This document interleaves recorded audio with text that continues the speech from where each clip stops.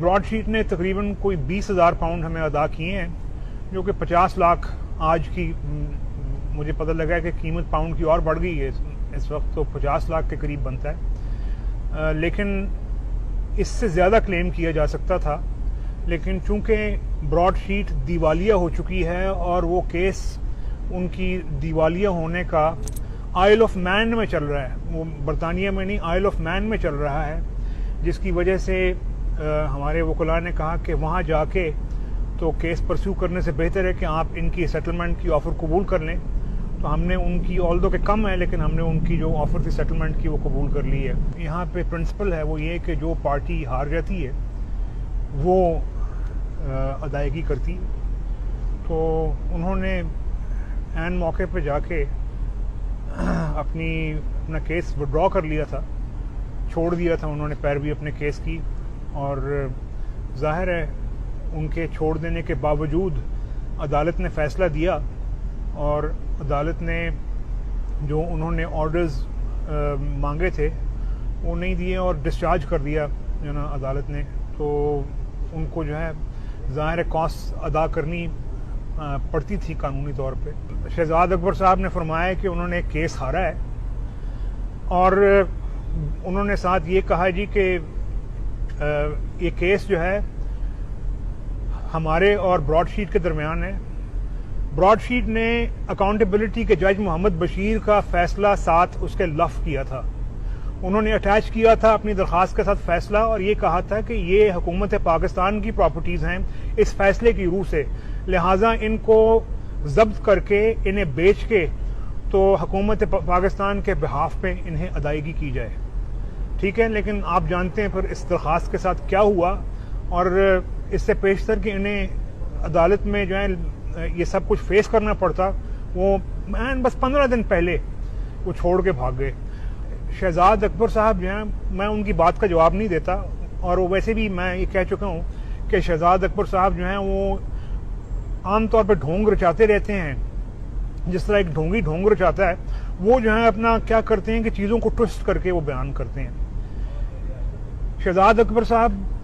को ये चाहिए था कि गवर्नमेंट ऑफ पाकिस्तान वो खुद उसमें फरीक थी इस सारे मुकदमे में, क्यों नहीं उन्होंने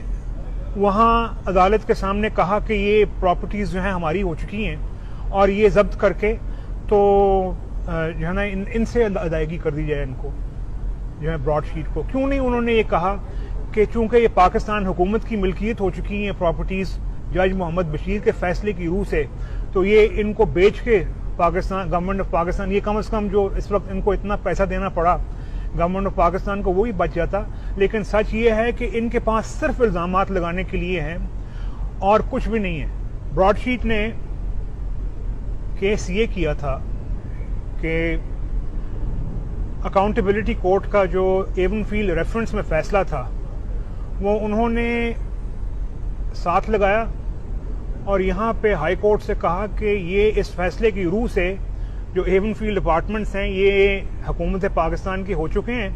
क्योंकि अकाउंटेबिलिटी कोर्ट ने उनकी जब्ती का ऑर्डर दे दिया है। लिहाजा चूंकि ये हुकूमत पाकिस्तान के असासे हैं और हुकूमत पाकिस्तान ब्रॉडशीट की नादहिंदा है, इस वजह से ये उनको ब्रॉडशीट को अदायगी की जाए गवर्नमेंट ऑफ पाकिस्तान के बिहाफ पे। लेकिन और बल्कि साथ मैं ये भी कहूँगा कि उन्होंने फैसला लफ किया अपनी इस दरख्वास्त के साथ, लेकिन आप भी जानते हैं फिर उसके बाद क्या हुआ और जो है बरतानवी लीगल सिस्टम में इसके साथ क्या हुआ, और वो ऐन मौके पर भाग गए। ये जब ये बात जाती है किसी एक इंडिपेंडेंट जुडिशल फोरम पे, तो वहाँ पे इनकी कली खुल जाती है, इनका कच्चा छठा खुल जाता है, और यही जो है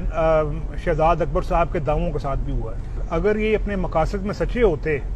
ब्रॉडशीट वाले, या जो है इवन गवर्नमेंट ऑफ पाकिस्तान जो है अपने मकासद में सच्ची होती, तो ये अटैच करवा लेती, जब्ती करवा लेती जो ना यहाँ पे इन अपार्टमेंट्स की। गवर्नमेंट ऑफ पाकिस्तान तो खुद फरीक थी इसकी, लेकिन वो जब्ती नहीं करवा सकी, और इसकी वजह ये है कि इनके सारे जो केस झूठे, इनकी जो है जो अफसोस की बात यह है कि पाकिस्तान की अदलिया जो है उनके दिए गए फैसलों की जो है बैरूनी दुनिया में ये जो है कदरों मंजिलत रह गई है। अनफॉर्चुनेटली हमें दुख होता है इस चीज़ का, लेकिन जब यहाँ पे